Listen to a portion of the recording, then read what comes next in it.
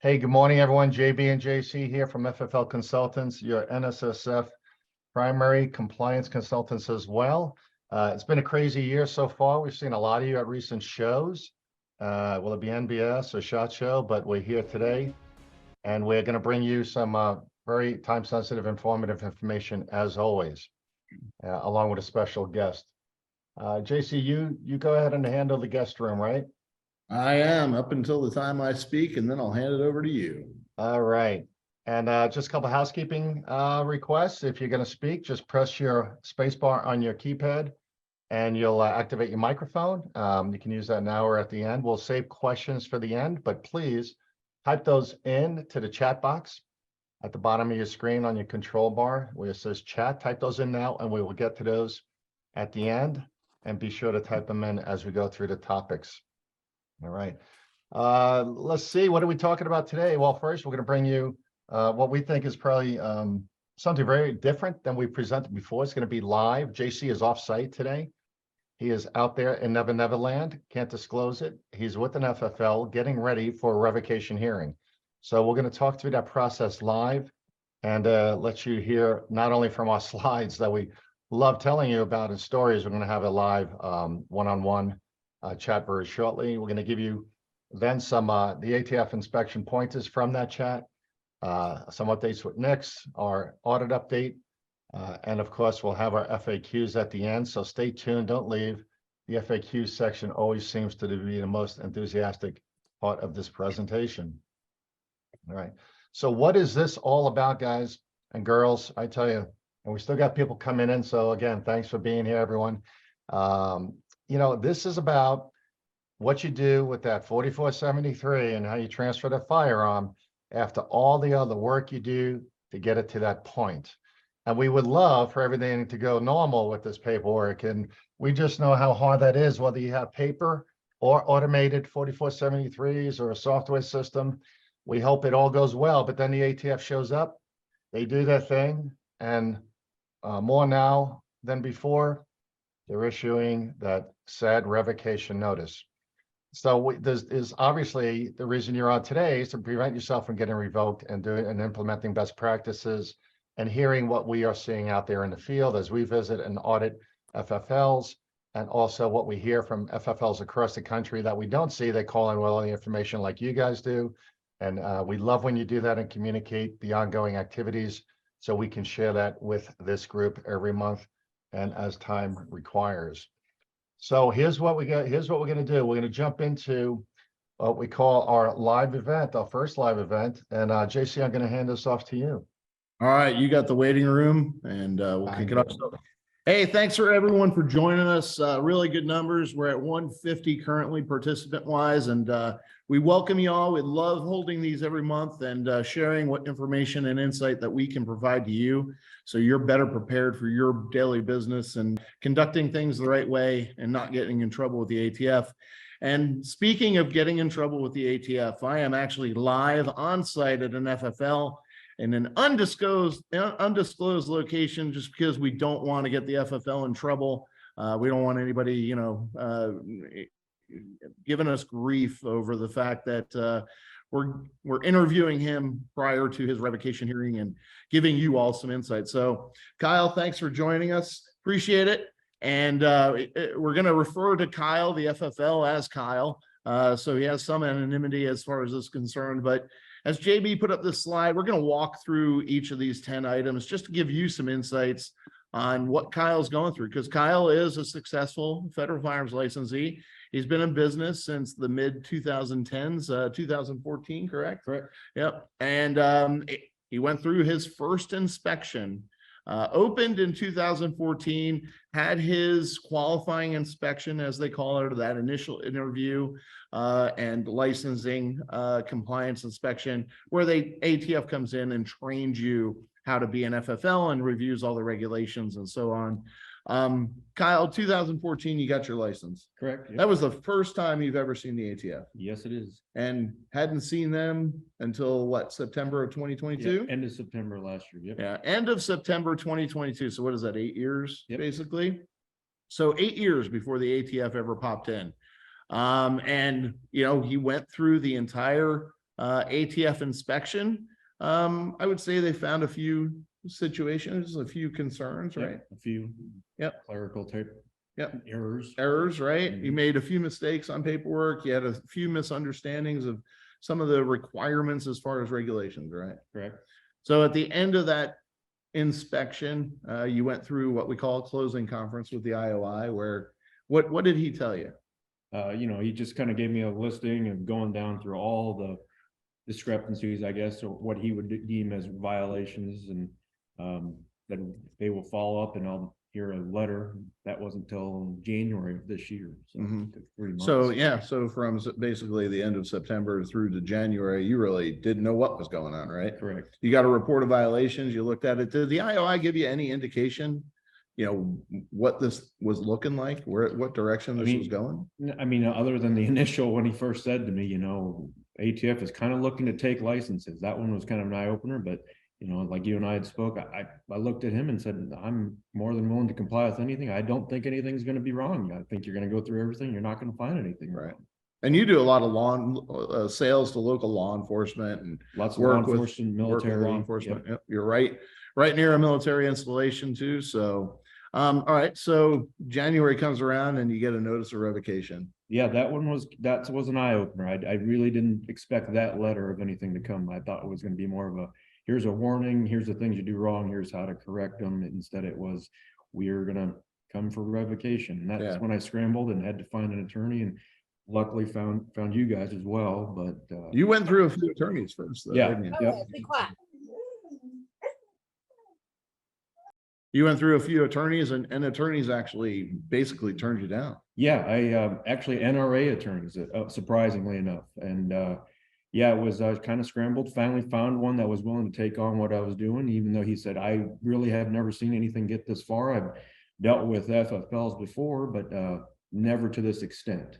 It was always, yep, more, here's here's your notice of violations, and we submit a letter saying, we'd like to appeal this, and a lot of times, 9 times out of 10, it just came back as not a big deal. We'll work with you as far as maybe a short suspension, something like that, to get you back in compliance. Instead, it was, nope, we're going to come for revocation only. So yeah, what did the NRA attorneys tell you? Because I hear a lot from FFLs that are going through this process or going through some sort of administrative action, and they call it a Second Amendment attorney, as I like to call them, or an NRA based attorney. What did they say to you? Funny enough, the first one of 2 that I called that the NRA had both referred to me was the first one that actually never answered. Their mailbox actually said, we are not even taking any new clientele on at this time. And then the second one, he says, well, I haven't even been doing anything with the gun world and FFLs for quite some time. I don't even know why I'm on the NRA's list anymore. So that was quite discouraging. Right. So, And then you feel like you said, you finally found an attorney that would take your case. yes. And started the process with that. And then I think something might have happened during that process. What happened during that process that the attorney then started saying, we need to take a different look at things? Yeah, we kind of started everything. We were trying to go through everything formality wise. We were trying to build the best case we had. And surprisingly enough, I got the FFL consultants information, especially yours, JC, directly through the NSSF, National Shooting Sports Foundation.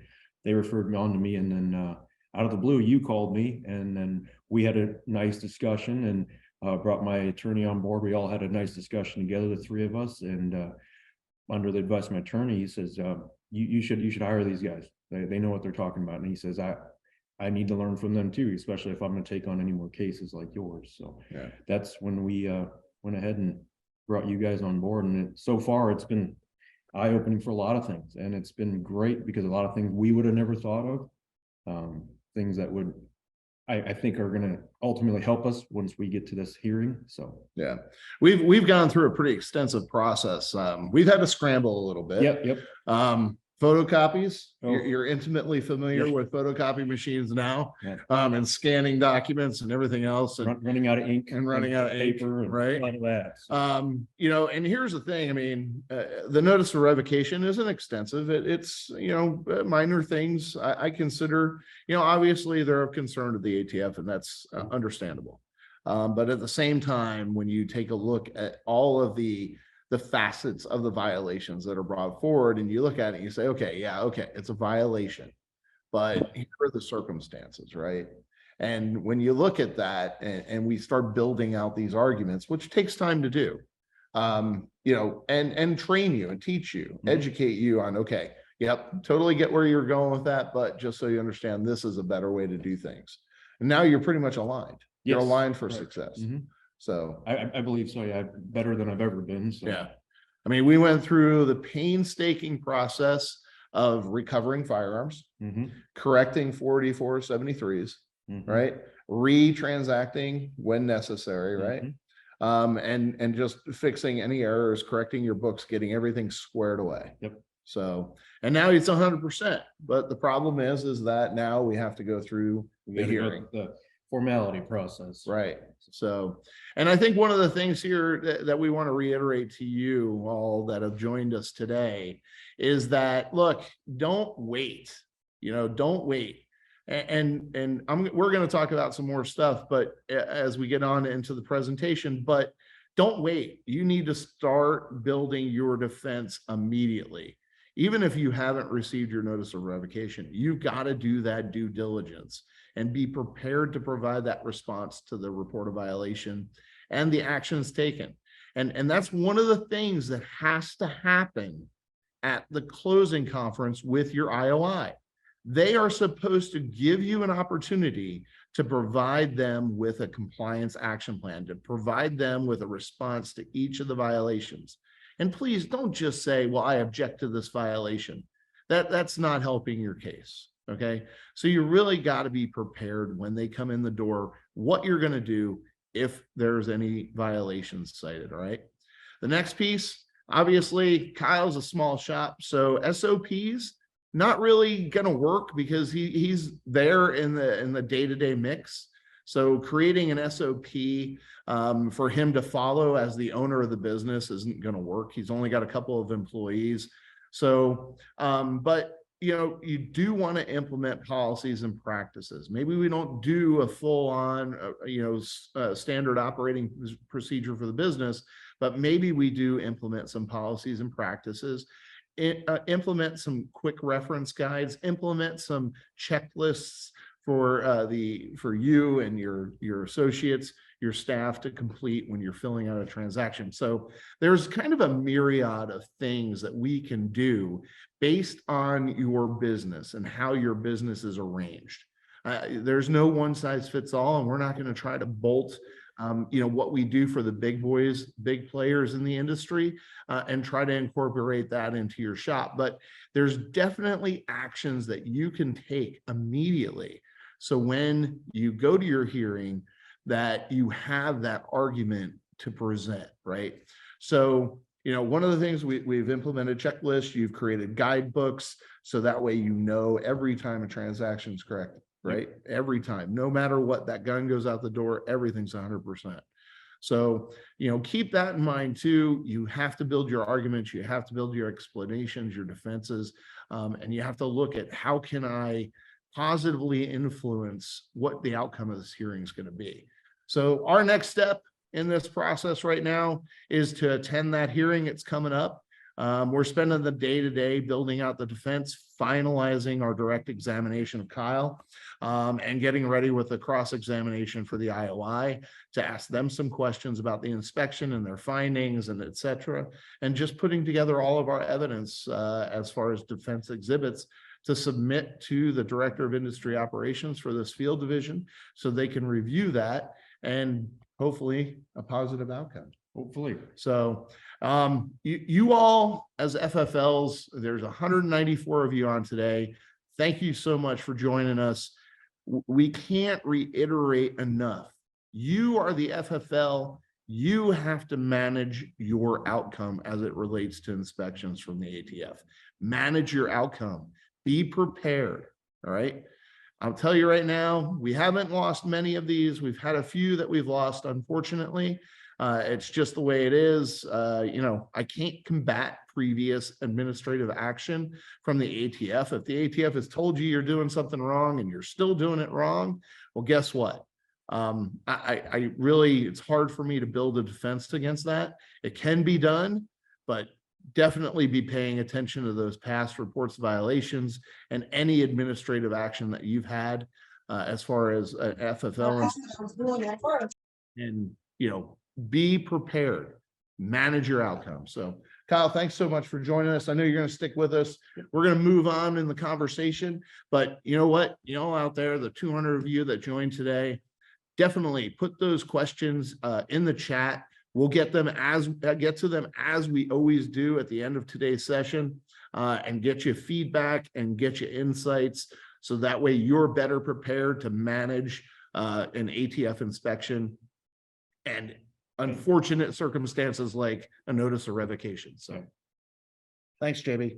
All right, yeah, thanks, guys. Lots of insight, and I know Kyle we'd love to have you back afterwards when we finalize your situation, hopefully with a positive outcome.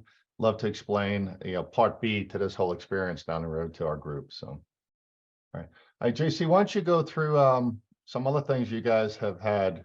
Basically, I think it came up in conversation, right? Sure, yeah, absolutely. All right, look, I appreciate you all, and I appreciate that you have a great relationship with your IOI, and that's awesome. And keep that relationship going. But the one thing I want you to understand is I don't want you to be fooled. I don't want you to think your IOI is your friend. They are not your friend. They are fact finders. They have a job to do. And you have to ask yourself, would you be willing to give up your business for your IOI? Because your IOI isn't going to be willing to give up their career for your license. So take that into consideration. They're professional. They have to be. Their job would be much more difficult if they took an adversarial position with you. You get more flies with honey, right? So just keep that in mind. You know, the vast majority of IOIs are very good people. And I'm in no way bashing the ATF or bashing IOIs. I just want you to wake up and realize the fact that they have a job to do. And their job would be much more difficult if they were unfriendly to you. That is part of their job. Okay. So don't be fooled. They're not your friend. They're there to find facts and determine whether or not you're conducting lawful commerce in firearms. It's very important. You all need to get out. If you haven't gotten out there to our website, get your prepare now for your next ATF inspection checklist. Don't wait until the ATF shows up. In the last couple of weeks, we've gotten a ton of phone calls from FFLs who are going through inspections, and they never went out and got this. And now all of a sudden they're scrambling, prepping for their FFL inspection. Don't wait. Get ready now. Inspections are on a significant uptick right now, and you need to be paying attention. They are being pressured. Each of the 25 field divisions is being pressured to get inspections done and get their numbers on the books. So keep that in mind. If you haven't been inspected in a while, more than 5 years, you might be a target. 3 to 5 years since your last inspection, you're probably coming up for an inspection. So pay attention.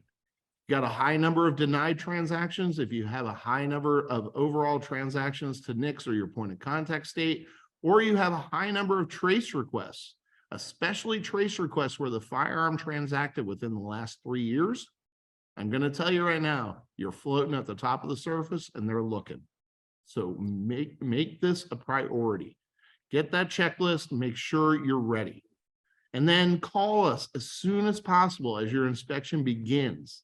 If it has to wait and you're just finding out about us and it has to wait until after your inspection starts, fine. Or call us when you receive your report of violations. Don't wait until you get a notice of revocation to call me and say, I need help. I'm obviously going to try to help you, but it helps us get prepared a lot earlier on if you call us when you get your report of violation or during your inspection, so we know what's going on and we can prep it. Okay. In a lot of instances, we can actually remedy the situation before the inspection closes. So keep that in mind. JC, let me jump in here, guys. I got to stop on this one. You know, there's probably been at least a dozen of our I hate to say our own clients are better at it, FFLs, VIPs, But if you're a National Shooting Sports Foundation member, whether you're a regular member paying $100 a year or the premium member, which is critical, you're paying $750 a year, call us when the ATF shows up. Don't call us on day 3 of your inspection because something popped and you think it might come up in the closing conference. We are so down the road by day 3 or 4, and we've missed so many opportunities to help you pass with flying colors. So again, especially if you're an NSSF member, even though you got that insurance, the legal defense fund in place, that's not a guarantee. If you don't call us at the beginning of your inspection to tell us the ATF's there, we may not be able to get you through with a positive outcome. Yep. All right, next slide. JC, yeah, so I think you went over that at the bottom there. Yeah. Yeah. Oh, thanks. I forgot about this one. Don't wait to find an FFL attorney. If you need help, get with us. Let us know. We have FFL regulatory compliance attorneys. We work with all of the major law firms in the country. There is somebody there for you. Don't be like a lot of these FFLs calling your Second Amendment attorneys or your NRA attorneys. Don't get me wrong, Second Amendment attorneys and NRA attorneys, you're probably really good at what you do. And some of you may actually have experience and insights in this arena where it plays into administrative action, administrative hearings, notices of revocation, reports of violations. But the vast majority that I talk to, they look at me cross-eyed when I start bringing up anything about the Code of Federal Regulations and the United States Code as it relates to conducting lawful commerce in firearms. Those folks are focused on your Second Amendment rights. Don't confuse industry operations with your personal rights. There are two totally different things, totally different laws, totally different rules. All right. So don't wait. It will be a challenge to find somebody to take your case, just like Kyle found out. He called 3 different attorneys before he finally found one to take his case. So you want to be paying attention to that. Don't wait. Reach out to us. We're more than happy to put you in touch with somebody. We're also more than happy to vet your concern to see if you even need to talk to an attorney right now. All right. So keep that in mind. Great. Thanks, JC. I'm going to hand the waiting room back over to you. Still got people joining. Yep, I got it. Again, thanks everyone. Please be sure to continue to type your questions into the chat box there at the bottom. We got a ton of questions already in, but keep them coming. We'll get to those after the presentation. All right, so hey, the ATF was nice enough to actually start posting as of last week. We call it the Wall of Shame. It's the actually revocation regulatory enforcement policy results.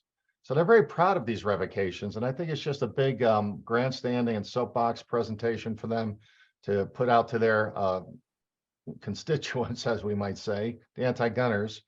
Those gun stores maybe in your neck of the woods that have been closed down as a result of a revocation. Now, again, these are not criminal revocations. These are not criminal actions for the majority of the vast majority of these are administrative or clerical errors by human people that work in gun shops, or whether, you might even have software in place, but the software is not 100%. It helps you get there, but you still need to have your verification processes in place. So they're nice enough here to start listing them by date of inspection closed, meaning finalized. And again, these are finalized, not people in process, not the hundreds of letters that are out there still in limbo, waiting for a hearing or even waiting for a hearing date, as JC explained. Again, we're into the many hundreds of revocation letters issued. No one's giving us a firm number. We knew it was over 600 last year. Where that falls, we don't know. And they're just out there. But these are nice. This is page 1 of 2022. You can go back to this website right here. Just click that, go to that link, and you'll see all those revoked in 2021, and this list will continue, sadly. Please, we don't want you on this list. Stay away from the list. All right, but hey, with all the bad news comes some good news. We're actually going to do this every month. We are super excited. These are many of our VIPs, and we want to call out, if a lot of you are on here, Terry in Nebraska, Shane in Texas, Jake, Ohio, Greg up in Ohio.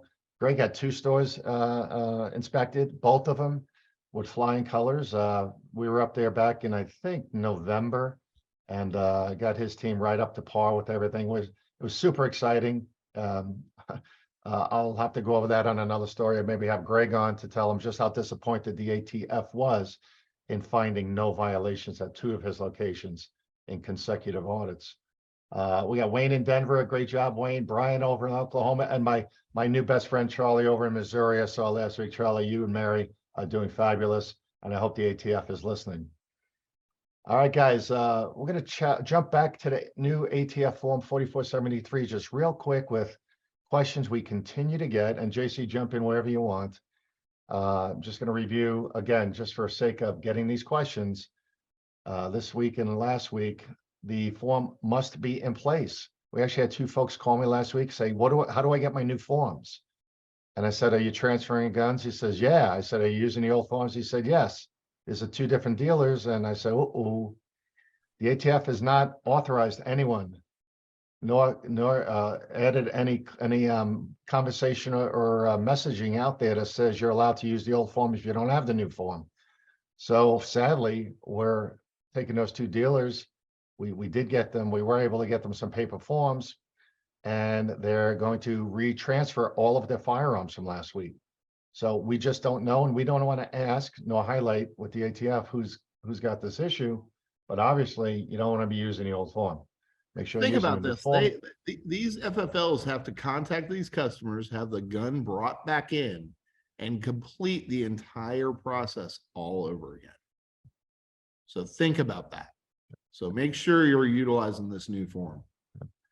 And we're not sure how that's going to show up in the next inspection. Hopefully it doesn't. So, all right. So make calls if necessary. If you need to print the forms, print the forms. We know the forms are being shipped out, but again, and again, the 4473 is still subject to finalization. It's still going through congressional review. So, as I tell our partners here, don't be surprised if we get a revision in September. Based on final language and the judicial review. And if you've ordered them through the ATF distribution center and you haven't received them, do yourself a favor and call the distribution center.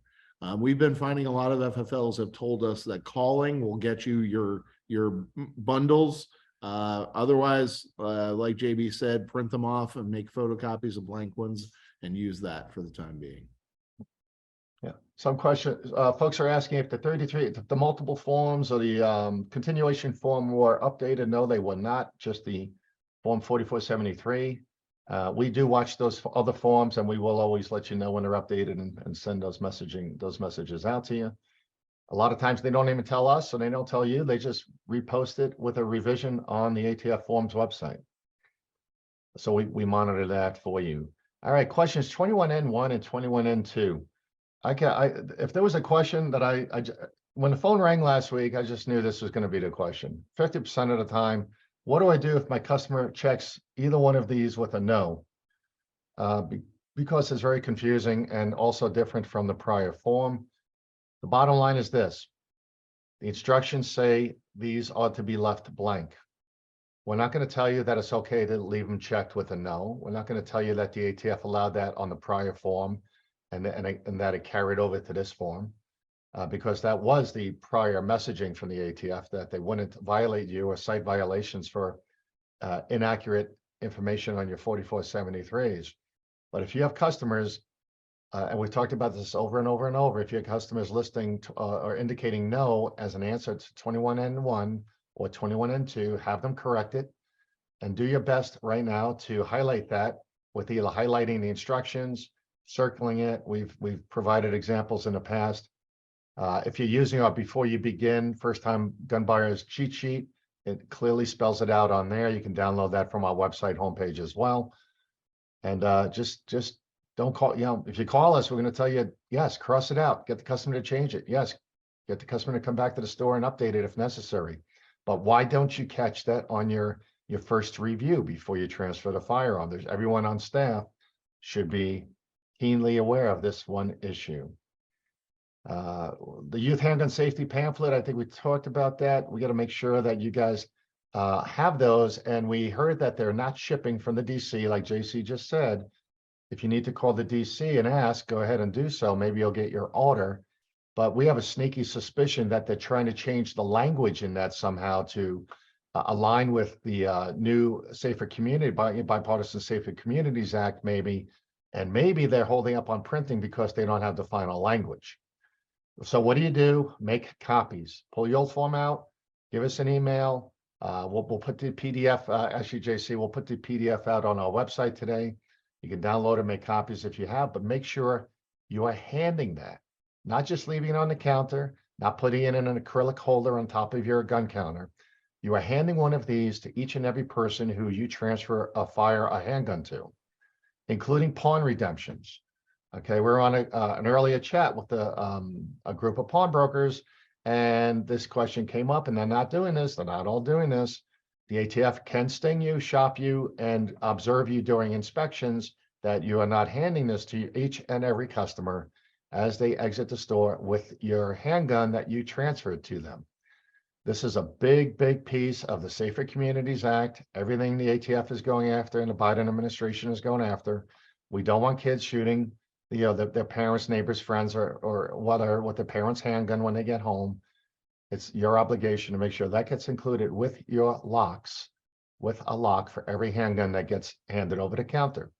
And that does include redeemed pawn handguns. Redeemed pawn handguns now require, and always have, but now it's being enforced more so than ever, a locking device.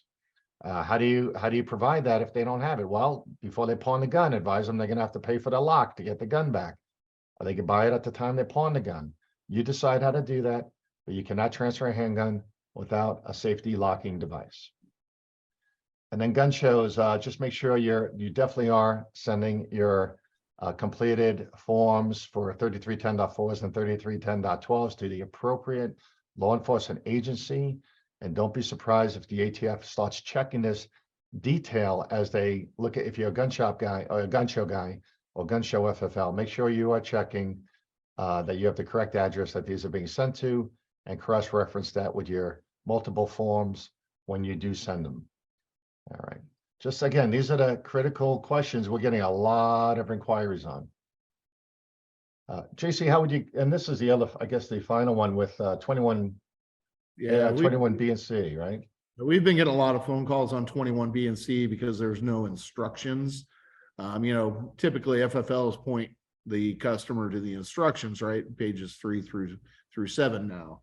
And there are no instructions for 21B and C. So in review of this, talking to some folks and just trying to get our heads wrapped around, how do we address this? How do we help you as the FFL not coach the buyer, but at least provide the buyer with some information that they can reference on the form, so they know exactly what 21B and C means. So how to explain questions 21B and C to your transferee buyer, right?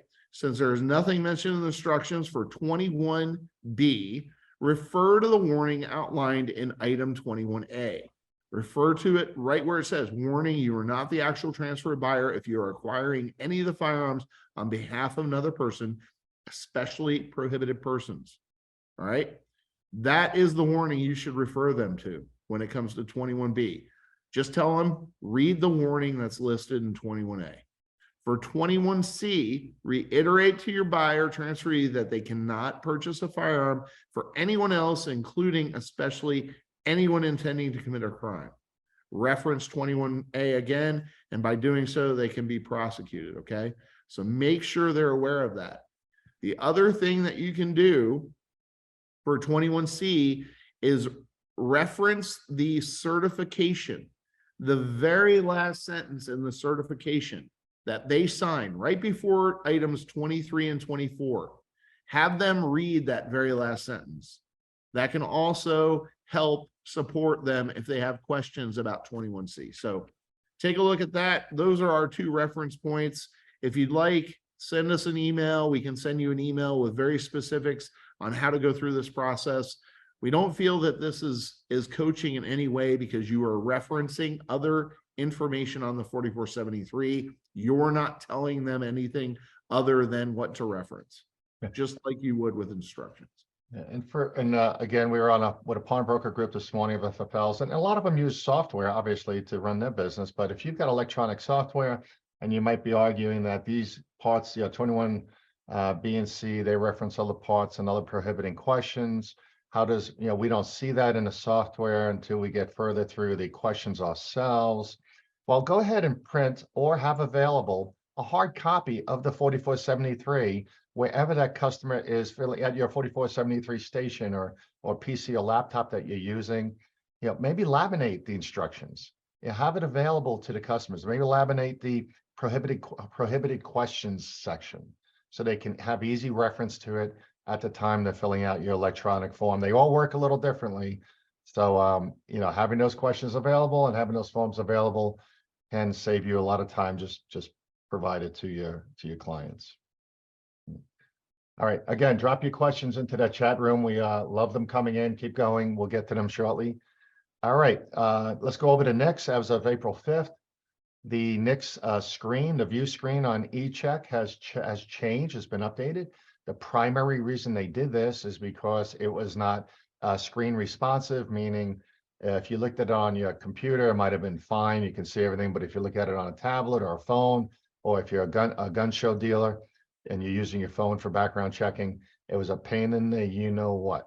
So we want to highlight that it's working, it's fine. If they've taken away your left side options that were all there, you now have to hit the plus button to have those reappear. Also, this new view is in place, but you can use what we call the old or the legacy view for the next 45 days as you transition and train your team. But this legacy view is going to be discontinued in mid-May, so make sure your team is aware of that. The NICS update screen, NICS help screen has been updated for these new revisions. But here's what we want to point out on the screen you're seeing right now. The report now shows for any status of a background check submitted through NICS, you will get a Brady transfer date for anything that's proceeded, not retrieved, open, or researching. There should not be a date in there for denied, obviously, but you're going to see this date. And the question, I want to thank, I had a couple calls. I had Zeke and Justin and Josh all call me last week saying, do I have to wait, or asking if they had to wait for the Brady transfer date when they had to proceed? And the answer was no. We confirmed that with ATF, I'm sorry, with NFL and NICS FBI. We confirmed that with Eric Moore, who's a great partner with us. He said, no, it's just that the programmers, the way they program this software, they had to figure out how to make this happen because they want to hold gun dealers accountable and give you more opportunities to get it right. So they're putting the Brady transfer date everywhere they can to make sure you as gun dealers do not make a mistake and do not transfer early.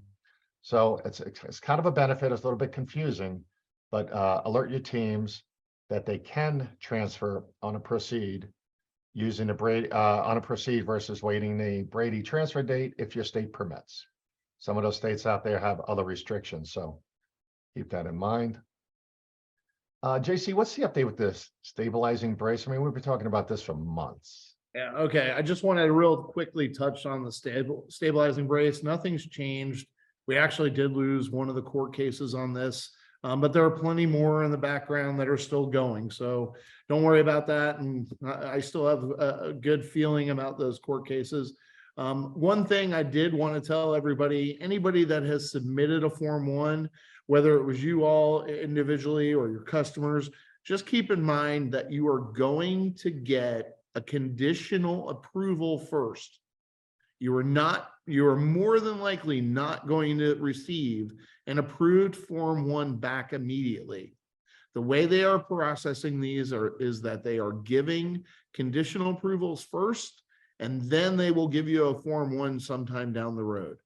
So don't think that that first document is the end, okay? You're going to get that a conditional approval, and then eventually you'll get an approved Form 1. So just be aware of that. And this might be a great time for you to put a little sign up on your front door or at your gun counter reminding folks of this, because after May 31st, it goes to $200. You know, it's not going to be tax-free after May 31st. And JC, And can you review the process for dealers if they're still deciding to do this? Well, you really should have done it. If you were going to keep the firearm in its current configuration, you should have already submitted your Form 1 or Form 2, depending on the situation. If you have not, I would get on it immediately. The ATF had until the end of March, basically as kind of a flux period where they would not enforce this new rule. But now the time has come, they can start enforcing this new rule. So don't be surprised if an IOI shows up and starts asking you questions. I would tell you, if you still have an AR pistol with an arm brace, the ATF does consider that contraband. So be aware of that. Yeah, and pawnbrokers, remember, check these guns as they come in and check guns you have in pawn from months past to make sure you're not in violation. Yeah. Absolutely. Okay. Hey guys, this is the date and time. Mark this on your calendar. It's a couple weeks away, April 26th at 10:30 a.m. Eastern. We are going to have Jim Jordan and his congressional committee investigate through direct questioning Steve Dettelbach from ATF, the current director, about all of the oversight, unjustified oversight, overreach as they call it, and question and challenge everything that the ATF's been doing under Biden without congressional approval. So dial in if you can. I'm sure it's going to be broadcast on many live FFL sites. I'm not sure if we're going to have a live. We may have a live streaming, but catch the replay if you need to that night. But get informed, stay informed, and support your senators, your congressmen. Send in requests for adversarial confrontation and investigation where you can. Get support wherever we can for the FFL community. Do your part. All right. ATF. Oh, this was a big one, JC, last week, right? Yeah. So we've got another Cleo, Chief Law Enforcement Officer, excuse me, that's been indicted under the machine gun demo realm, I'll call it. This is for those FFLs that have worked with law enforcement, local law enforcement, to obtain a demo letter. So you can have a machine gun on your range. Basically, the way the process is supposed to work is that a law enforcement agency can request through you to purchase a machine gun for demonstration purposes, to make a determination of whether or not they want to buy a machine gun to have in their armory at the law enforcement agency. A lot of FFLs, they'll do the demo letter, acquire the item, and the FFL, the law enforcement agency will actually take that device, that machine gun, go out, test it, whatever, make a decision, and then they'll present it back to the FFL, and the FFL can hold on to it and utilize it on the range as long as that's a valid law letter attached to it. Here's the problem. Law enforcement agencies aren't actually Form 5ing that demo machine gun, taking it into their possession and actually demoing it. What they're doing is basically working with the FFL to get a machine gun so they can have it on their range. What we are telling folks is basically, you better be actually demoing these firearms. This is what the ATF is looking at. And they know who has the machine guns. And they know whether or not this machine gun is moved from you as an FFL to a law enforcement agency, because there will be a Form 5 for it somewhere, showing that chain of custody. So if you have any of these and you have them on demo letters, you need to reach out to us so we can take a look at the entirety of the scenario or situation and make a determination on next steps. What we don't want is you or your chief law enforcement officer that signed that demo letter to get in trouble, to get indicted. Yeah, this is the second or third one we've heard of so far, but I can guarantee you they are pushing. All right, guys, let's go through our inspection update real fast. And this is why we have these calls and why we're reaching out to all of you. We appreciate 213 being live. We have over, I think we just topped 20,000 on our email list. So you guys are a special group. We really love you being here. The other folks are going to have to try to get the recording, I guess. But let's look at the total inspections. So look at these numbers. 2020, we had 5,800. Last year, 6,900. This year, we're already almost at 4,000. We had 908 inspections last month, the highest of any month ever. And we're projecting almost price more like closer to 8,000 inspections this year. So again, the biggest month ever. Last month was 699. We thought that was high. So they beat that by 200. We're up to 78 final revocations for this last 6 months. Again, this is 6 months, the fiscal ATF year. But they're up to 78 businesses closed, basically. We expect, and it was 90 for all of last year. So we expect the total number this year to kind of round out of closed businesses, surrendered, either voluntarily or involuntarily, maybe close to 200 revocations. So we don't want that to be your business, and neither do you. And here's where the active activity is. Again, Fast and Furious out in the Kansas City region. They cover multiple states. That's why you have a lot of, probably the most inspections out of that office. A big team there, so just beware. Dallas, 108, and then look at the other numbers. Houston's picked up this month and added to our top 5 list. If you're in Phoenix, get your paperwork in order, get your books in order, do the right thing. Total revocations, and obviously it's going to be the highest office is Kansas City with 15 for the last 6 months. Again, total of 78 already, and 90 all of last year. And we thought that was a great increase. So the sky's the limit right now. Here's what you need to do. You've seen this slide before. Hey, just do everything you can to make sure you got a proper background check. The other revocable items are easy. Don't refuse entry to an ATF inspector. Make sure you're responding timely to your traces. Don't falsify your paperwork. But the big two are: don't transfer to a prohibited person, and make sure you do the background check completely accurately. Do not accept the out of state CCWs, all that other stuff we've talked about. But more than anything else, make sure you got proof that you did that background check. If you can, print that NTN report. Do your monthly or weekly reconciling, and keep track of those reports in case you're ever in need of an NTN number while you're reviewing your paperwork.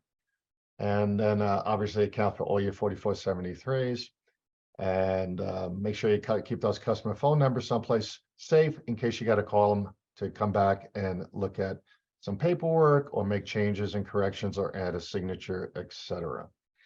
And download our guide. It's available today and every day on our website at FFL Consultants. Here's your guide. If there's one sheet in the whole slide deck, this is it. If you had previous inspections, you can't have any. If you had previous inspections that were written up on a report of violations, you cannot have any repeats. They will get you revoked.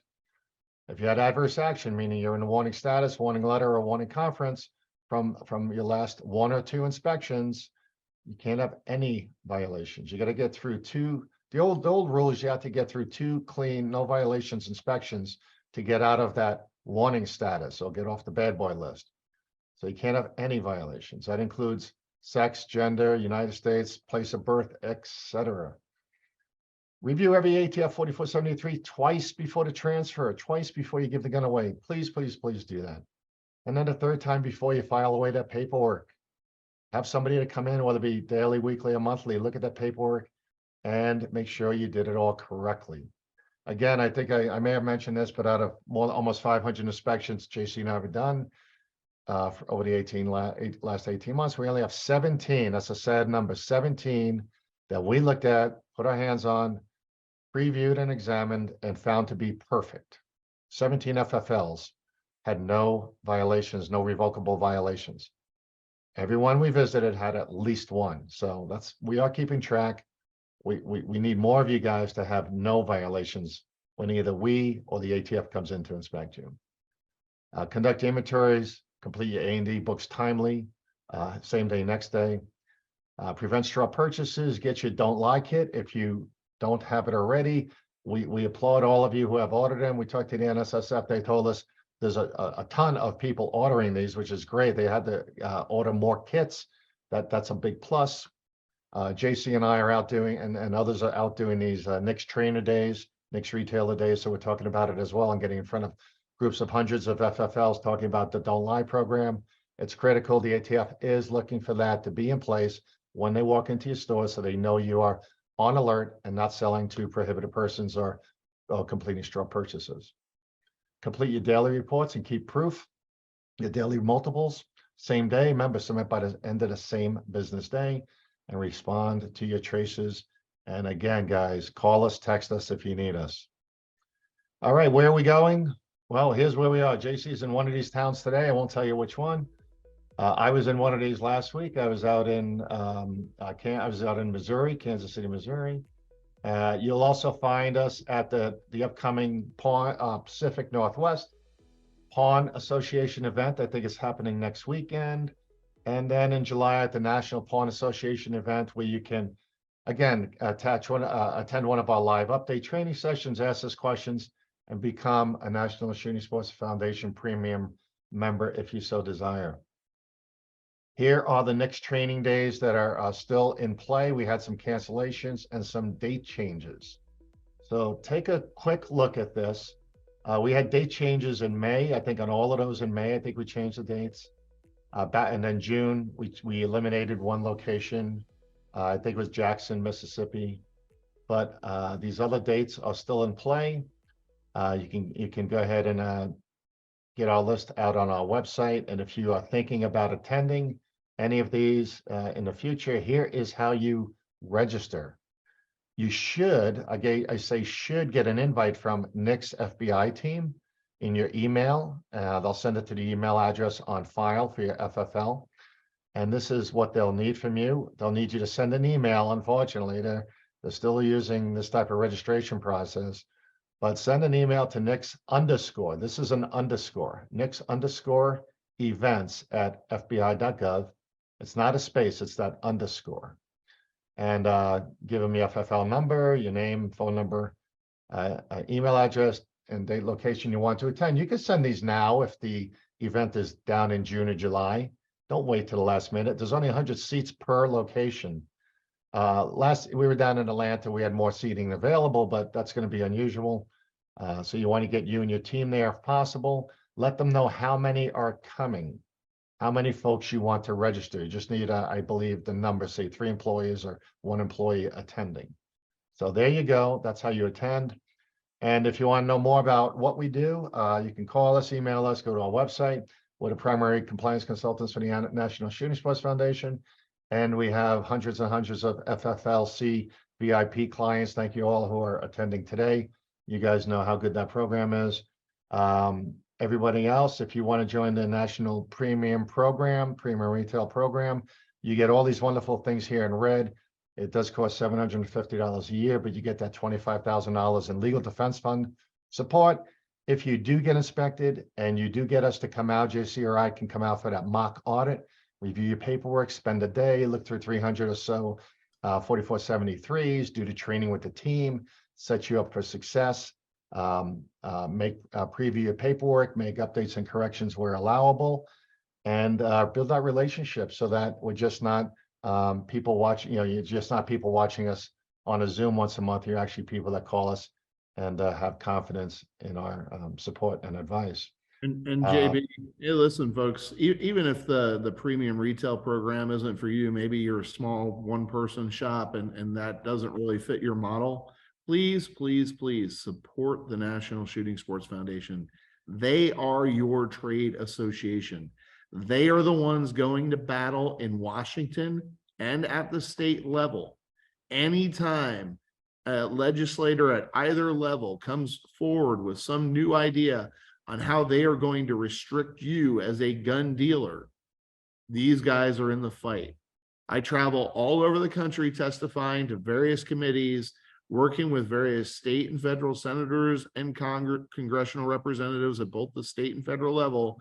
And I can tell you, these guys are in the mix. I'm on the phone with them multiple times a week discussing new things being put forward at both the state and federal level. So if nothing else, if the PRM thing isn't right for you, it's not right for you. That's fine.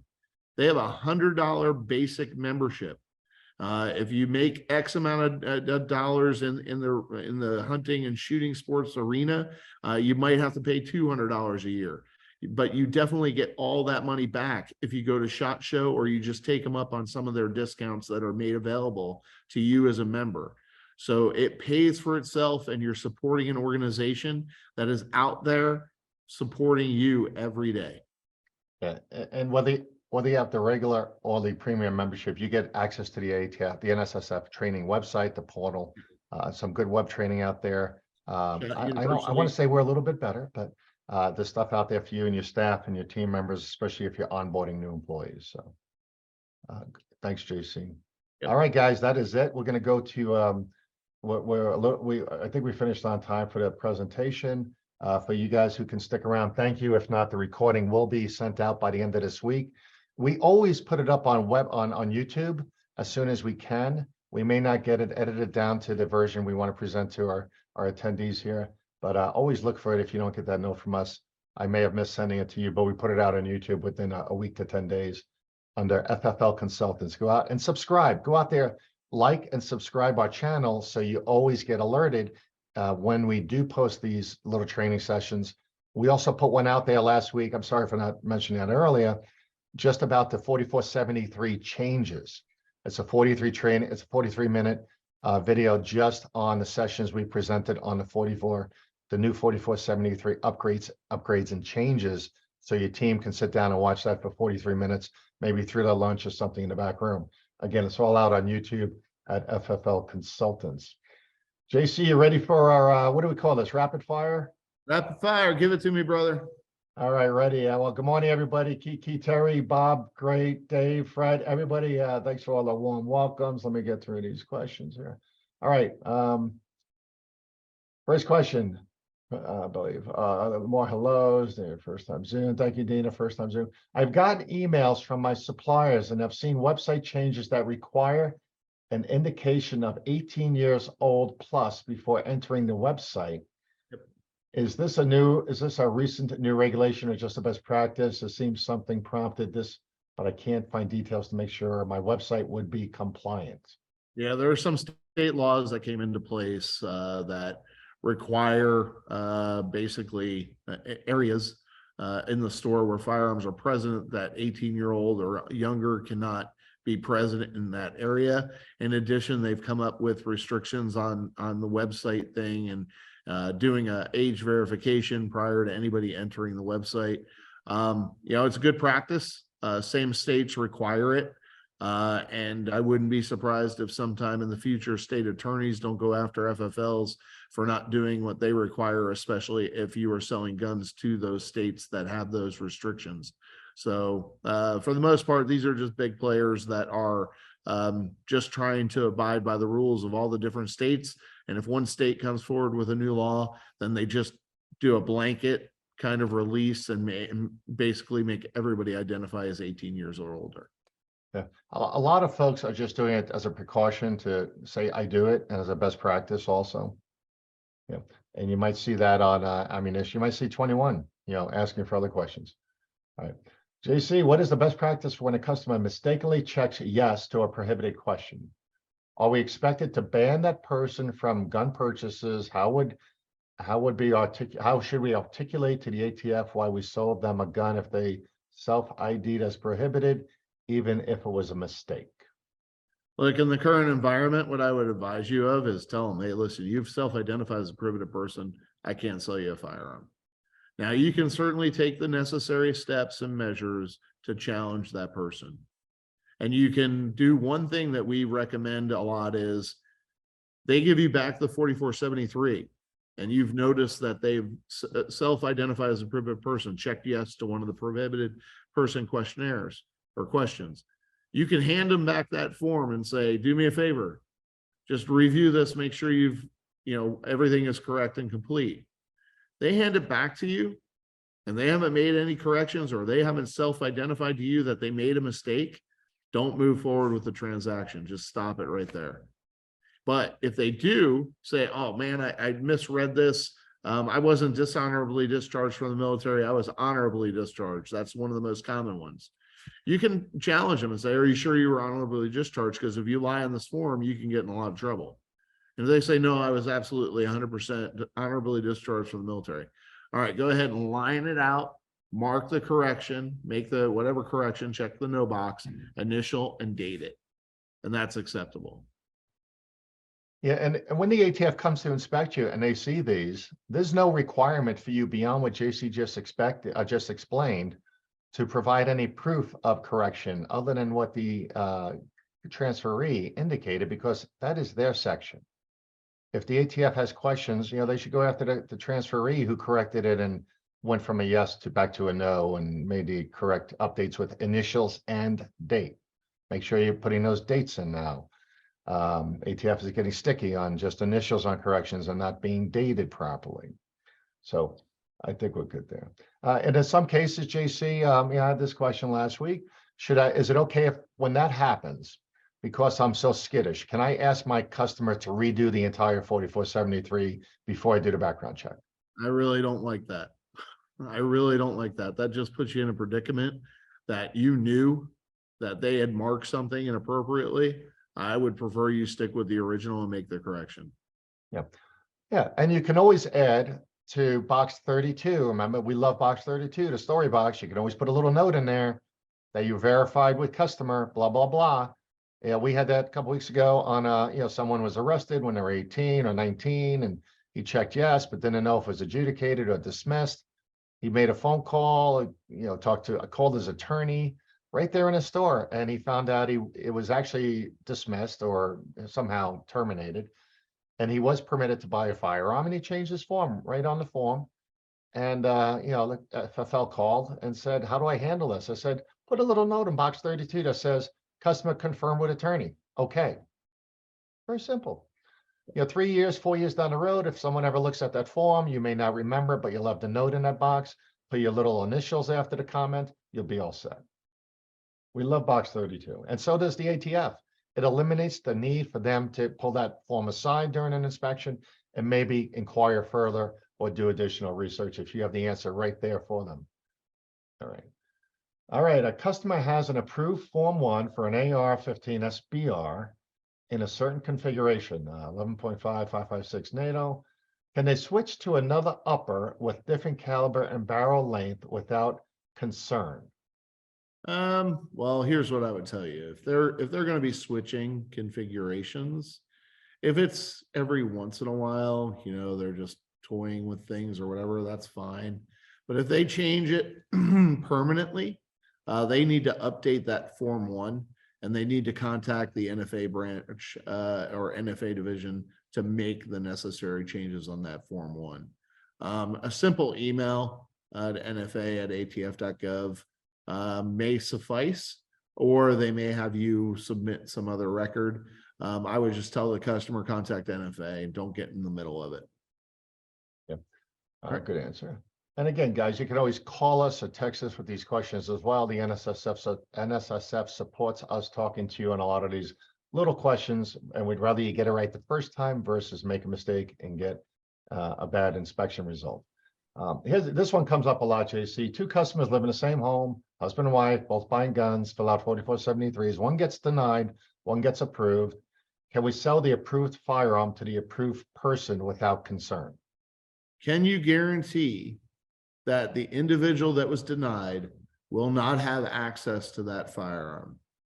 Because you put that person in a position where if that husband or wife that's prohibited gains possession of that firearm, you've now broken federal law and you're stuck in the middle of it as an FFL. So what I would do is say, listen, appreciate your situation. Here's the appeal form. Go ahead and go through the appeal process.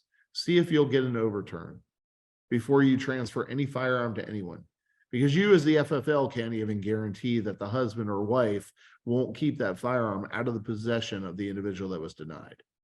So it's just not worth it where the margin is concerned for guns. Have them go through the appeal process. If they get an overturn, then go ahead and conduct the transfer appropriately. I'll just take a step further legally though, JC. They can, as long as they do certain things, right? They have to make sure that the prohibited person, the person that was denied, does not have any access to that firearm. And that usually means confirming that the non-prohibited person has a safe that the other person doesn't have access to. We have a lot of those situations. We also have a waiver that's available to notify that actually a lot of our clients are using, notify that person that if they they are required to restrict access to that gun from that person because they're leaving with it today, they can be, prosecuted, blah, blah, blah. So there's a waiver. You can also have your customer sign. It doesn't eliminate or the liability you may have, but again, you have to be 100% sure that access is going to be restricted to the prohibited person in that household. Right. Okay. Next one, ATF has a serial number listed as US 1234556 on Form 4s.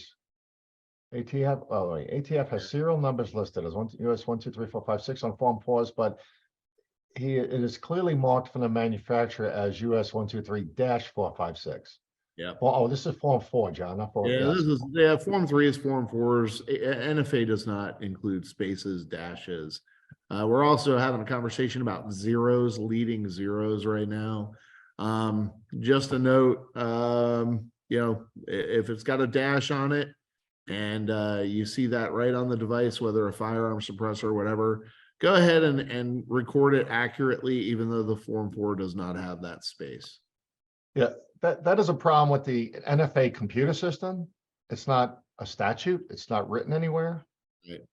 It's just their best practice, and they yell at you if you include your dashes and spaces. But the regulations state that it has to be documented, notated as it appears on the actual device. So right. Yeah, suppresses anything else. Dashes and spaces, include them in your bound books. Customer wants to know how many suppressors they can buy on one Form 4. Is there a limit? Isn't it a Form 4 per item? Yeah, usually, yeah, because it's one tax. Yeah, it's one per item, I believe. Yeah. Yep.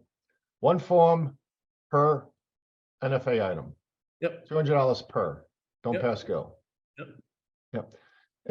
Someday they'll figure out how to add up 200 and 200 and make 400 on the form. I doubt that, but it's only one item per Form 4. Yep. All right. Is a license to carry valid in Texas if the address is incorrect? I would have to check Texas statute on that.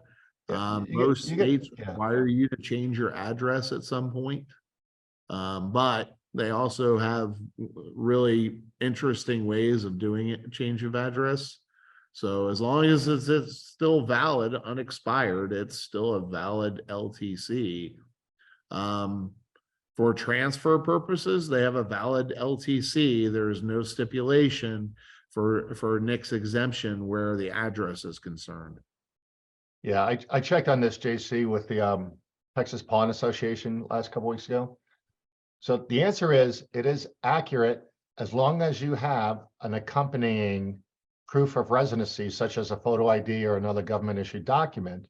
That LTC in Texas, if the name is accurate and it's unexpired, an inaccurate or old address does not invalidate that for the NICS exemption purposes JC just explained.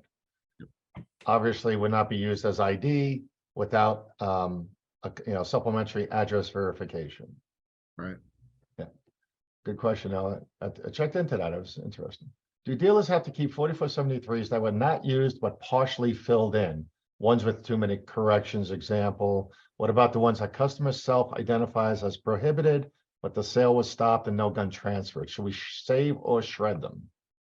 I would tell you two things. Number one, if a 4473 has an NTN number notated on it or a point of contact state control number, that form must be kept for the entirety of your business and turned into the out of business record center at the close of your business. That's if it has a control number issued by a state or an NTN number issued by NICS.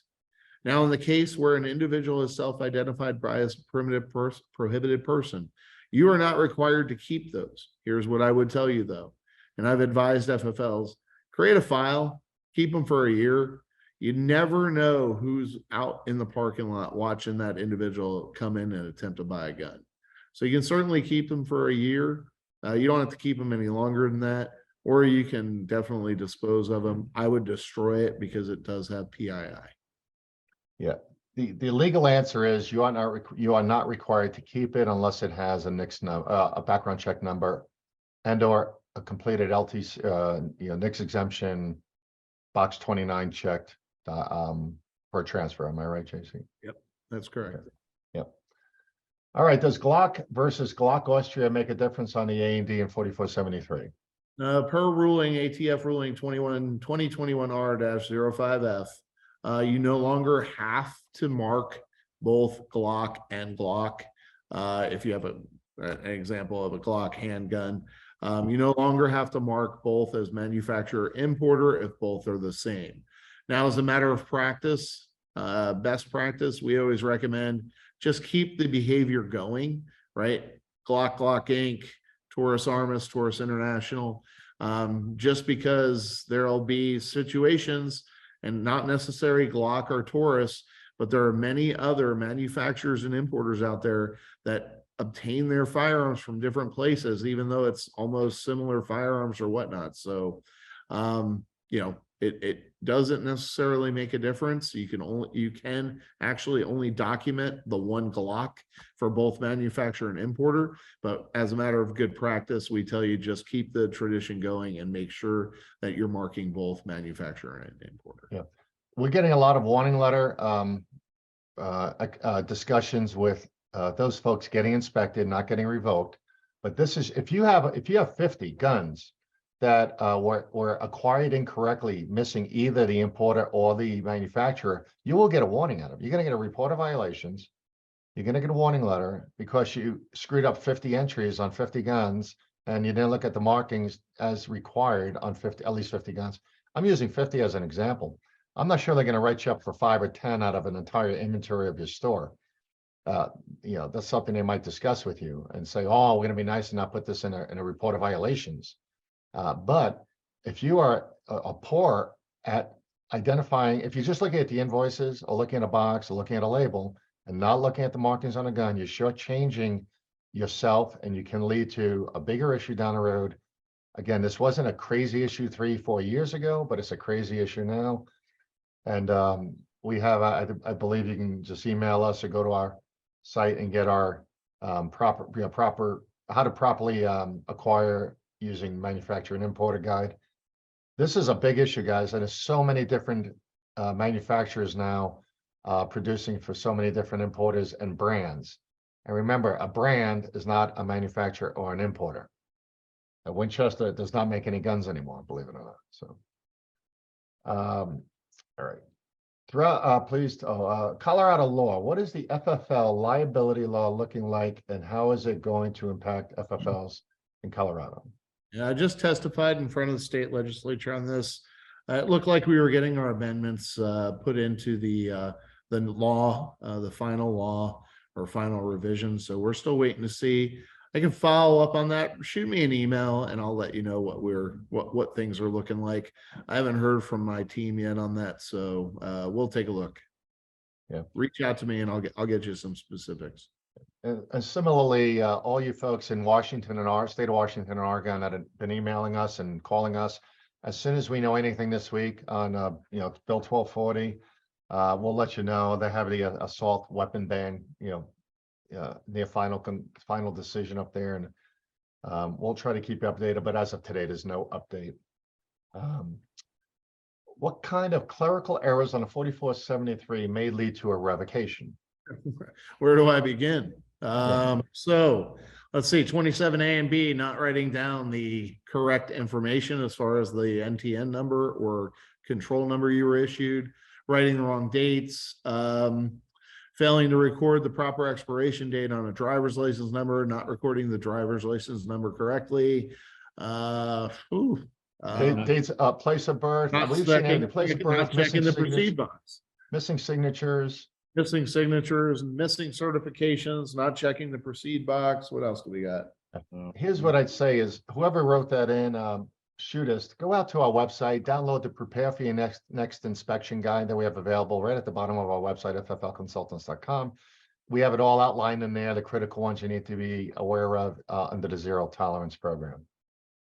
Yep, it's a great guide, and share it with your team, anybody who fills out paperwork. What were the errors or violations Kyle made? Oh, good question. Didn't the IOI have a closing conference with him and talk to him about what was happening? The IOI did have a closing conference. I'll answer this in a couple different pieces here. The IOI did have a closing conference. The IOI does not make the decision on the revocation. The Director of Industry Operations for the field division makes the decision, and that decision is handed down through a system called Spartan. So the IOI can influence or make a recommendation or have a conversation with the DIO, but in the end, it's up to the DIO and whatever Spartan, their system for conducting inspections, hands down. As far as what violations was he cited for, he was cited for a myriad of different violations. Not marking proceed for background checks through NICS, not documenting the NTN number or the date. The beauty of that is he had the actual NICS print detail printed and attached to the 4473. He had some violations where the identification was concerned. Incorrect information was recorded, but good thing is that he had copies of that driver's license or ID that was looked at, attached and affixed to the 4473. There were some U.S. citizen, somebody missed U.S. citizen.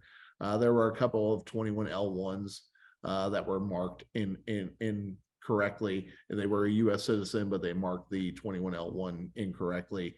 Things like that. So, hey, look, I'm going to tell you right now, we've had plenty of them. It only takes one revocable violation. That's it, one. And we've supported plenty of FFLs through revocation hearings that have had just one violation. So let's see how many are interactively listening. If you know how many NTN numbers, how many alphanumerical characters are in an NTN number, type it into the chat box. We'll give you brownie points at the end. All right, how many numbers in an NTN number? Next number. All right, next question, JC. Does Kyle deal in class 3 items? No, Kyle is not a class 3 dealer. Okay.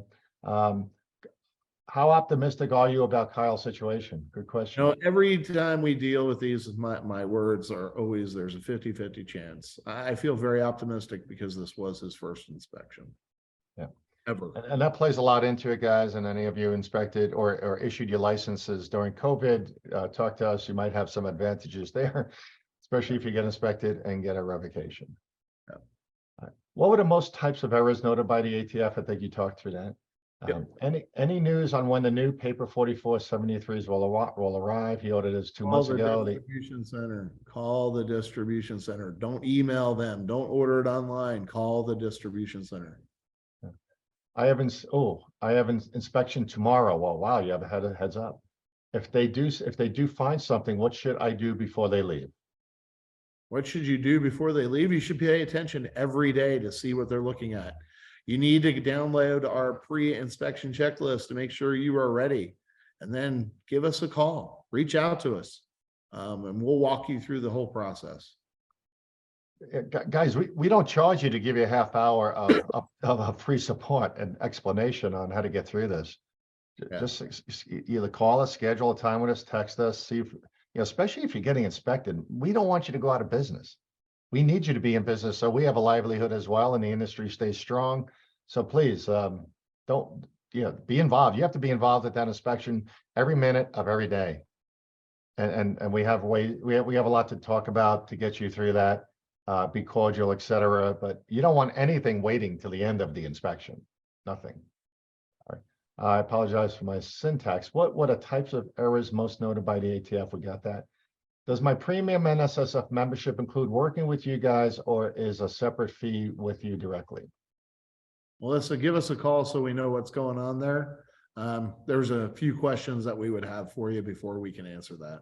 Yeah. But generally, yes, it does allow you to work with us. But we do have additional support services that you may want to take advantage of. And just an update for those of you who are premium member and have been for years, you may not know this. but you can have us come, JC or I come out to your location at a discounted rate, a visit rate. It is $9.99 for our 1-day visit versus a non-member rate of like $2,200. You know, if we came out today, we're not gonna lie to you, full disclosure, between $2,000 and $2,200 between travel time and reporting and support and consultation. It's not a 1-day event that's included in that. I mean, it's multi-day event. But NSSF, if you're a premium member, you get that first visit free the first year you join under that program, and then you could have up to 1 visit a year at $9.99. And a lot of folks just don't know that, so I thought I'd throw that out. All right. You got to go through us for that. You got to schedule that with us, and we go to NSSF and get that all set up with them. Okay. URL for checklist. It is not obvious on your website. So, JC, I think they're talking about some of the items that you and Kyle were discussing for daily operations. I think they want the pre-inspection checklist. Oh, yeah, that's right at the bottom of our website, and one of the big red and white big blocks. It said, download your how to prepare for your Biden's next ATF inspection right here. So if you can't find that, please email us. We'll send it to you, but it should be right there and easily downloadable. How long can we hold a gun in limbo waiting for NICS to clear? The NICS background check expires on 30 days. The gun can only sit in limbo for 30 days. And once the 30 days is expired, you need to do a new 4473 and a new background check. And they'll get, and there's lots of different rules. Remember, you guys can impose stricter rules than what the ATF requires. We have a lot of folks in not so good areas that they'll go ahead and charge a processing fee or storage fee for any firearm delayed. They have those signs up at the front counter. You don't want somebody just coming in and testing the system to see if they'll get get a proceed or not. Call us about all these little nuances and things you can do if you're having problems with delays never picked up, or a lot of folks going to delay and you're holding inventory aside, and you feel like you could sell out to another customer. There's layaway programs, there's deposit programs, et cetera, et cetera. We're full of great ideas for you. Okay. And we may even make that write that down, JC. That'd be a great topic for the future. Okay. All right. We just had open carry passed in Florida. How does that affect a 3-day, in some counties 5-day waiting period prior to transfer of the firearm? It doesn't. It has nothing to do with the wait period as it relates to the state of Florida or Broward or Miami-Dade counties. Yeah, good. Yep. All right, what does ATF determine when does ATF determine when they should inspect a gun shop? Generally speaking, you're going to be inspected every 3 to 5 years. Now, obviously, your location, how far you are from a field office can play into it. You may come up for an inspection sooner just based on where you are, whether you're in a high crime area, whether or not you have a lot of denied transactions, whether or not you see a lot of trace requests. There's a lot of influence over how soon you are inspected. But generally speaking, if you're just an average FFL, don't get a lot of denieds, don't get a lot of trace requests, 3 to 5 years, that's what you should expect. Any info on California inspections? California, believe it or not, does not release a lot of information based on their inspection activities. Yeah, and you guys probably noticed DOJ does most of the inspections out in California versus ATF. They're a very lean organization in California, leaving the majority of this up to DOJ. So that's an advantage actually for you California dealers, even though you got really strict rules. So we've had a lot of questions from you guys, and every time I talk to a California dealer, I ask them about the last inspection, and it was 2, 3, 4, 5 years ago by a 1-day visit by a Department of Justice inspector, and for the most part, they go pretty good. You got a lot of requirements, but I want to say easy inspection process. But don't take my word for it. ATF could be there tomorrow. All right. JC, were you able to open up? Were you able to get an update on FastFound blocking out the ability to type in the customer CCP number? Yeah, this is with regard to block 29 and referencing state of Florida as far as the field divisions down there wanting the CCW to be written in block 29, but the box not being checked. I have to have a conversation with Fastbound's legal counsel to make a determination on whether or not they're willing to make any code changes for this. So stay tuned. I will get you an answer. Okay, shoot, awesome. I look forward to jumping ship. Oh, there's a James. Thank you, James. I look forward to jumping ship from Celeron to going to Fastbound. Okay. Hey guys, if any of you have if any of you have questions about, if you go from paper to electronic, we have a long list of recommended software providers that we like to work with, only because we audit all their software all the time, and everybody's using different software, and some are better than others. Obviously, there's different costs. None of them really incentivize us to recommend, but we can certainly help you gauge your area and which vendors might be more suitable for you if and when you decide to go that route. And again, we've said this before, if you're doing cloud storage, we do not recommend any, that's fine, but we don't recommend people moving to cloud storage right now, because you'll leave that audit trail on any corrections and updates, and let's just call it updates for now, that may lead to a revocation. We like paper right now under the Biden administration, paper 4473s. Does the first time gun buy a cheat sheet count as coaching? No. The ATF has actually looked at that, and they like it because all it does is reiterate or clarify the instructions based on the pages 3, 4, and 5 of the 4473. It simplifies the instructions, so it's not coaching or counseling. It doesn't give any direction on whether they should be checking a yes or a no. And coaching and counseling, for the most part, pertains to section B, questions 21. All of the questions in section in area 21. Coaching and counseling does not say spell your city of birth correctly. That's data driven. That's not coaching and counseling to someone's activities or past history. So the answer would be no to that, and it's used all over the country. So I believe 21N1 is required, so it doesn't let you leave it blank. Negative. 21N1 and N2 are to be left blank if the transferee buyer is a U.S. citizen or a U.S. national. Says it right on the form. Read it right at the end of 21N2. Yep. And thank you, George. George answered that for the group too. That was a change from prior form to this form. Yeah, so prior form, yes, you have to check no. On the new form, you don't check no. So, and there's no instructions or explanation. Nobody's explained that to us. Yeah. But now they get to go ahead and ding you if your customers accidentally check it as a no. Yeah, it's a no-win situation. Yeah, we do like the software. A lot of software providers, here's a plus and a plug. A lot of the providers, if your customer checks U.S. citizen, it automatically bypasses those two questions, which prevent that from occurring. Okay. Fastbound and others do that, Bravo, etc. You say send forms to correct Clio. However, most sheriffs and police departments can't answer who it is when I have a gun show. I run into this. If you call the ATF number that is supposed to give you that info, it only has two options, neither of which has anything to do with the Clio. My IOI said just fax to the state police, which is what we do now always.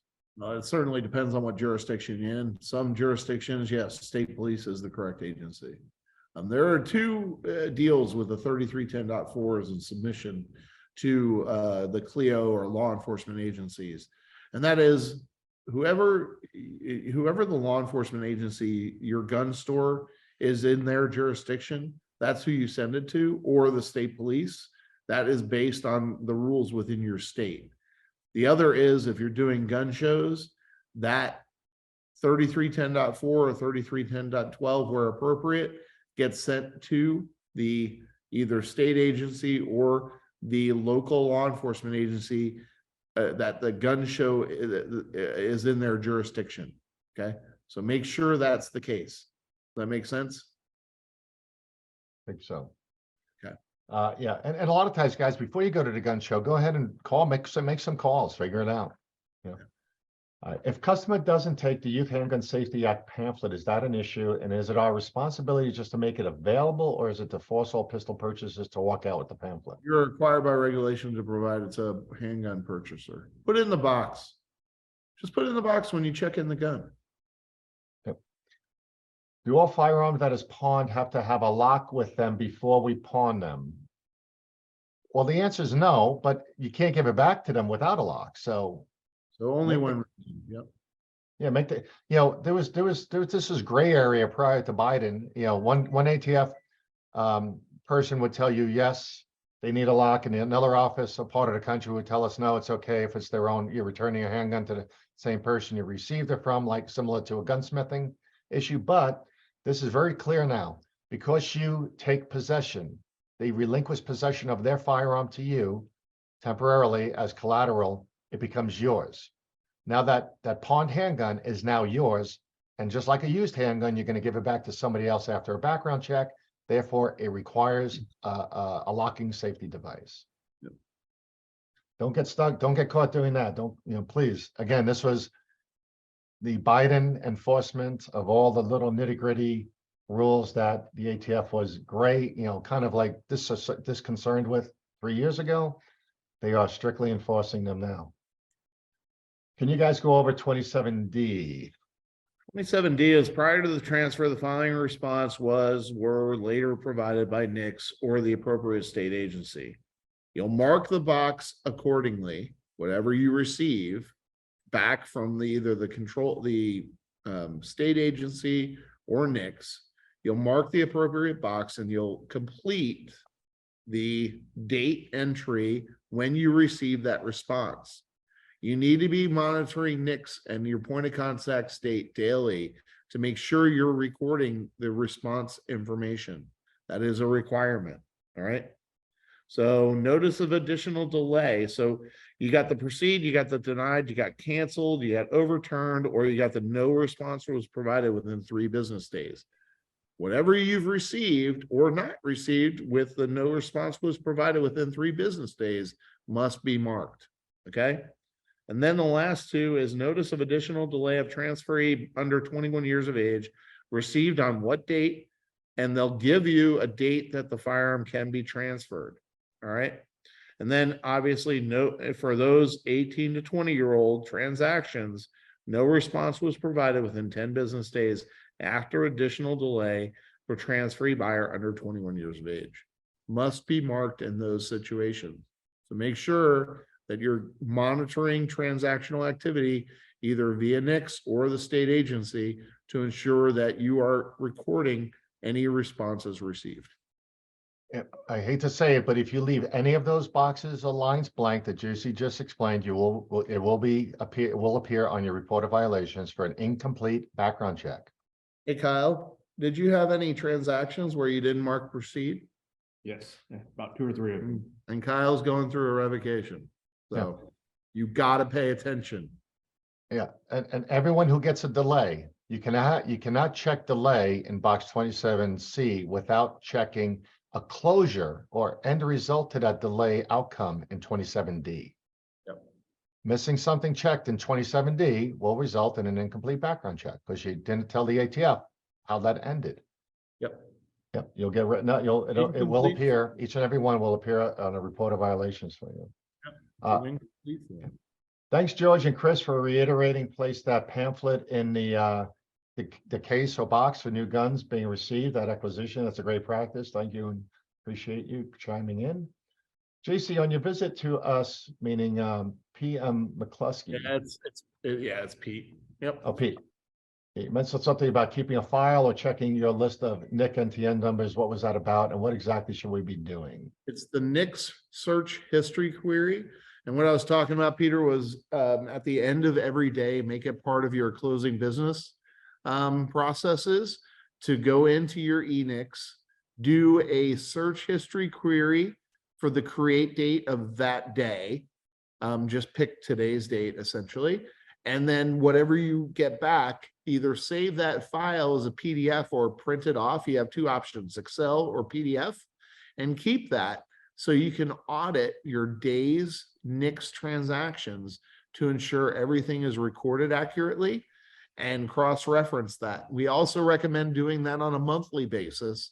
And for the monthly basis, you won't get names. That's why we tell you to print it off every day, because you'll still have all the names and some of the demographics related to each individual you ran a background check. At the end of month, you're not going to have all of the names. You'll just have NTN numbers and create dates. It just allows you to do a monthly audit to account for all your NTNs and 4473s. Guys, this is a 15-second, 20-second process you should just do at the end of each day before you leave. Just save it to a PDF. You don't even have to print it. Just save it to a PDF, name the file with the date, leave it in a folder for query searches or NTN searches. You'll always have it. Is the purchase as a gift still in the instructions? Yes. And who The should do the 40, instructions on page 4 under question 21A? and who should do the 4473? The actual buyer of the firearm. It's the one time ATF cares about the financial aspect of the transaction. So if grandpa is buying grandson a shotgun and he is the actual buyer, he is putting forward his credit card to buy that shotgun, he should be completing the 4473. But JC, if we know if two people are standing there and it's clear that this gun is going to be in held the by, situation, yeah, in the situation where it's two people are standing there, you need to qualify intent and interest and make sure that the individual that's taking possession of the firearm, it's actually theirs. And then they can fill out the 4473. Yeah. But in a situation where grandpa's buying a gun for grandson and grandson's not there, grandpa is the actual buyer of that firearm. He's not getting anything in return. yeah. Yeah, so if the person in the store, the ultimate possessor, is standing there in the store, it does not matter who pays for it, as long as you are qualified through interest and intent that the right person and future possessor will be background checked. I guess that's the best practice, right, JC? Yeah. If they're standing there. Yeah. Do we give out safety packets to returning pawn customers every time they pick up the firearm? Just make sure they have the gun lock in the box with the handgun. I'm talking about the pamphlet. Oh, the pamphlet. Yes, absolutely. Yes. So there's a law that says, just like speeding, the speeding says today is 55 miles per hour. Tomorrow is 55 miles per hour too, and the day after. The law does not change. Yeah, you're not going to get away with saying I gave him a pamphlet last week. Yeah. Hey, hi, JB. Just went through hearing with JC in Phoenix. However, I'm understanding we have both Bronx boys. Hey, Primo, give me a call offline. We'll talk about the Bronx. Thanks for connecting. If the buyer makes an honest mistake while filling out the 4473 and is identified by the FFL during the review, what is the wait period before the customer can fill out a new form 4473, and can they make the change when the FFL identifies the error? So a couple different questions here. So if somebody makes an error, we kind of walk through that. They can go ahead and correct their error after you have that reiteration with them about reviewing their form and answers, again, without coaching or counseling, and see if they change the form after reviewing it, at your request. But if somebody self-prohibits, so we had this last week in another store, somebody self-prohibited at Academy Sporting Goods. So they came over to our client deal FFL, and the one fellow was telling his buddy, oh, I just got, I got denied over there. I'm just going to fill out the form here. And our FFL overheard the whole conversation and was like, wait a minute, you can't get denied over there. Realized, they shut you down. Or if you get denied or at Academy Sporting Goods, they shut you down for 30 days. You can't even come back and refill out a form. Now he's over in his store. He's like, what do I do? I said, well, you have knowledge that he's self-prohibited over for some reason over in the other store at Academy Sporting Goods. So you have that knowledge. You should not proceed with that transfer or 4473. So again, if you have knowledge, you should not proceed. But JC, how about if I get a denial, is there a time limit for which someone can come back and try again? Yes, there's nothing in regulation that says a person can't try again. Our recommendation is always that if you have somebody that gets denied, provide them with the appeal process. A lot of our clients, they'll actually help the customer fill out all of the stuff online to process the appeal. You have to remember only about 19% of people who get denied actually go through the appeal process. Only 19%, just under 20%. And only 30% of those that do the appeal it gets overturned because of some erroneous information in an index somewhere. So you should definitely offer them the opportunity to get an appeal. All right. Yeah, and if you're a NICS state and you have you can use the delay deny cards, order them from the NICS website. Yep. The eNICS website has that order form. You get right from the homepage, order your cards. They'll send them right out to you. They're pretty good with that. JC, back to the 44, the NICS transaction report. You talked about printing the query search results. Yep. How about if I'm in a state where I have to submit my handgun and AR request to the state for the background check, like Washington State or Milwaukee? Or I would have to check about Washington, but usually you get some sort of summary report at the end of every month that has all of your control numbers and all the checks that you processed. It won't necessarily have, the opportunity for you to get the person's information, but it'll have a date and the control number that was issued. A lot of states are like that. There's a handful that don't provide those summary reports. You also may be able to get it online. Yep. All right. Our FFL went through an ATF audit last week of March. We had no violations. Yay. All right, Michelle. We have a Florida pawn shop, SOT, and sell firearms. Thanks so much for all the information you give. I believe because of y'all, we all passed. Well, we're excited about that. We need to add you to the, send me an email. I'll add you to the trophy page for next month. Let's say we have to make a correction on the 4473. Will the ATF cite us in an inspection because we have to make a correction? Of course, we attempt to get it right the first time, but sometimes we have to make a correction. I think we talked about that. Yeah, I would tell you this. Look, it's still potentially citable, but the fact that you made an effort creates a situation where I can defend that. So. Hey, James, no, they have not updated anything on the pistol brace. As we explained in our little short presentation, you still got questions about that. Again, watch the April 26th congressional hearing live if you can, or catch a replay. Maybe we'll get some indication as which way they're going with that. We hope there's some type of repeal or appeal to that ruling based on the April 26th hearings that we hope for.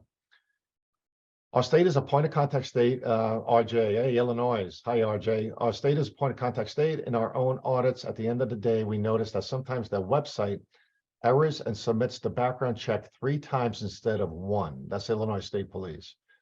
If it even shows the additional background check submitted 2 or 3 seconds apart, do we have to list all of those numbers in 27B, or do we put them in box 32? You should list them in 27B, but I'd contact the state police and find out why that's happening, RJ. That's odd. Yep. That's a little NAS for us. Or what? Yeah. I am dealing with a few customers while trying to listen to this. Will it be available to watch after hours? Yes, today is Monday. We should have this emailed to you hopefully by Wednesday or Thursday, and definitely on our FFL Consultants YouTube channel by the end of the week, probably Friday or Saturday, but it's always there within a week or 10 days. If I remove the pistol brace from inventory items, is that all that must be done until it is sold to a customer when the barrel is over 16 inches? You should have removed the pistol braces on January 31st. Is that all that? Yeah, the pistol brace needs to be rendered inoperable, is what the ruling states. Separated from any firearm. Yep, separated from and rendered inoperable. In other words, it can't be reattached. To confirm, for a finished 4473, whereas the customer checked yes to question 21N1, a correction to that line item can be made by crossing out the line item and the FFL initial and change. No, the FFL does not initial and change any section B questions. That's a section B question. Your customer has to cross that out and initial and date it on 21N1 and or 21N2. And that's the key. Listen to what JB says. Initial and date Initial and date, not just initials. Yeah, nobody's good at that date thing. Yep. Could the ATF ask for IDs associated with a sale and or any receipts? Unlikely. If they're attached to the 4473, as Kyle will tell you, it doesn't really mean a hill of beans of difference. So, you know, if you tell them you have the ID, you can certainly present it to them, but you know, they don't have any right to see your business records per regulations. Yeah, and if by doing so, they would have to, you'd have to formally, you know, they'd have to formally request it with a subpoena, some type of formal request on department letterhead from the police department, et cetera, et cetera. Call us about that when it occurs. Never surrender your business records voluntarily to the ATF. No matter how nasty they get or how belligerent they are or how intensified their approach is. We get this once, twice a week, and we simply get on the phone with the agent and ask him if he's following protocol and why he can't provide the appropriate formal request. It shuts down real fast, but there's too many of you just surrendering your paperwork at will, meaning your business records, to ATF personnel and or law enforcement. Law enforcement is not privy to your ATF records. You are the federal custodian of those records, or licensed custodian of those records by the federal government. Law enforcement is not privy to any of those for a variety of reasons without a formal request in writing and or subpoena. We can talk to you offline about that. We don't want to not cooperate. We just want to do it right. Right. We might have to get back to you on this, but our Washington FFL is allowed to possess overcapacity magazines for the purpose of research and development. As long as you are not manufacturing, distributing, selling, or offering for sale the magazines, you are an FFL and you can be in possession of them. Yeah, Washington's got some strange new laws though coming down the pipe here, JC. Yeah, I know. Yeah. So Let us current again, law they're that's in place, you know, as of July of last year. yeah, but this new law 1143, 1240, we're kind of sketchy on this stuff. Give us an email on that, will you? Yep. Elizabeth, thank you. JC, do we have to show an agent our scanned business documents if they ask to see all of them? I am referencing all of the scanned documents that we removed from the 4473, like the supplementary documents, et cetera. Yeah, no, again, those are business records. They can make the request, but you're not required to. Yeah, there's only 5 or 6 documents that are required to be attached to the 4473 at any given time. We had that listing all in our recap, our video from last month. If you need that list, give us an email. Yep. 750 years, well worth it, in my opinion, even for this one squirrel shop. Thanks, Shootist. We love you. I think I know who that is. Might be my friend Chuck. Appreciate that. My question, 21N1, leave it blank if customer is a permanent resident. Yes. Yes, 21N1 and 21N2 are treated just like a regular citizen for permanent resident aliens.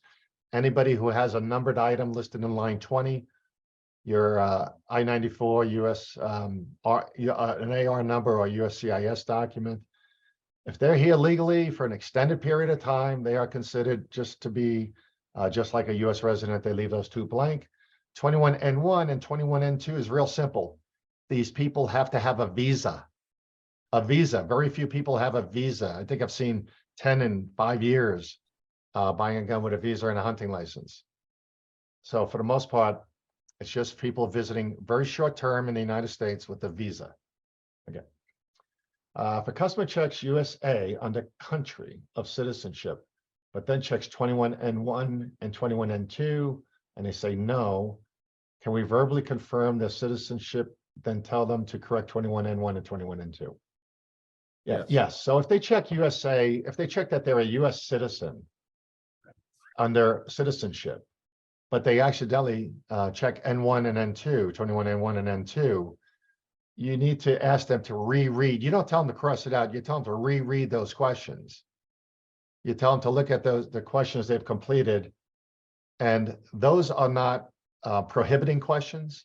Those are technical questions. So in this case, you want to clarify for them the instructions and highlight it. You can take your highlighter or circle those instructions right there that says, if you're a US citizen, leave these blank. That's not coaching. That's not counseling. Those are clarifying the instructions that are right there and visible. So you should do your best kind of wiggle through that, just tell them, you know, look at this and look at that. I mean, this one's causing us a lot of problems, 21N1 and 21N2. Every webinar I've attended where you guys have been in, wealth of info as always. Thanks, Shootist. JB, thanks for your visit. Thanks, Charlie. Best resource to be notified on the state law restrictions. I'm in Michigan. What is the best resource to be notified on state laws and restrictions in Michigan?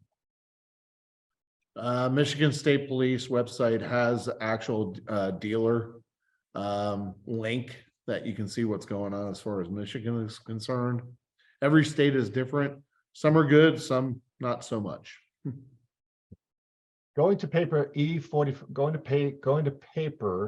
from paper to E4473 during the transaction, the last 20 or so 4473s do not have transaction serial number. The others do. Is this a problem?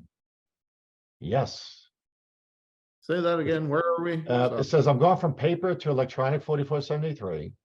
And during this transaction, the last 20 or so, I think during this process, the last 20 or so 4473s are not showing a TTSN number. I'm guessing it's the Tennessee.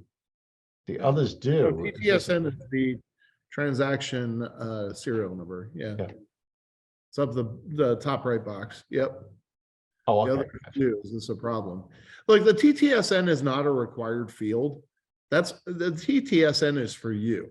And if you're going to file your 4473s by the TTSN, then that's what that number is for.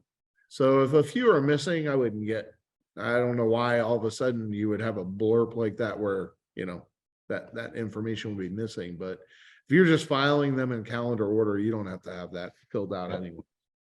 But if you're filing them in TTSN number, if you're filing them in serial number transaction number order, yes, you need to insert those numbers. And you also need to account for any missing numbers. But like JC said, if you're filing them chronologically by date, then you don't have to worry about that box. Okay. And Terry, call us if you still have questions on that one. If the customer makes a mistake on a 4473 saying they are prohibited and we have E4473, they cannot make the change because the system denies it, like Bravo and others, right? They come back on another day to make a purchase? The answer I think is they can just start a new form.